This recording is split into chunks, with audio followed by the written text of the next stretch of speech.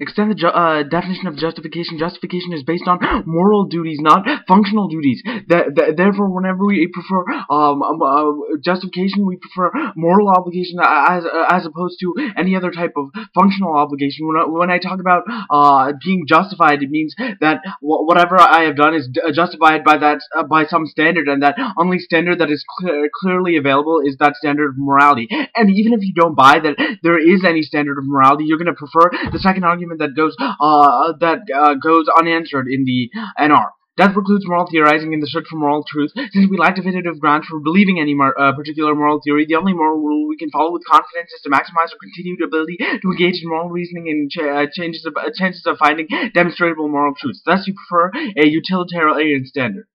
Extend the value criterion. The value criterion is therefore minimizing death.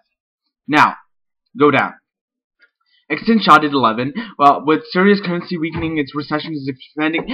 Essentially, the sanctions are hurting the Assad's government, and that's hurting his ability to make decisions, and that's helping the revolution succeed. The revolution is also already on the brink of succeeding. So, extend the answer at the end to which takes out all the arguments about Syria being unstable and terrorism infiltrating into the overall government. So even if you stop these sanctions, and even if there are terrorists that lead to even more violence and even more death, if you try to stop the violence by removing sanctions, because Assad's government is on the brink of outright extinction. But if you power up Assad's regime once more, the battling will continue for longer amounts of time, which would result in far more deaths than would happen right now with the sanctions in place.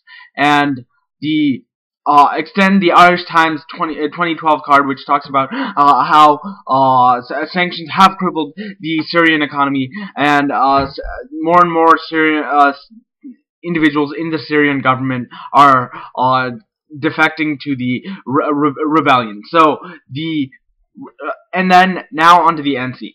Answer the argument about how all of this isn't for human rights, how all of this is for the purpose of stopping instability and terrorism in Syria. It's not for terrorism, because the U.S. would, by intervening, would recognize that there is a terrorist threat within the rebellion force, but it would be enforcing the rights of the rebels, because Assad's government persecuted many people and killed many. So therefore, it's not actually in the U.S. interest in other ways. It's purely for human rights. Therefore, it satisfies the resolution, and I win off of the Syrian economy being crippled, and I win off of decreasing violence. Therefore, you vote F.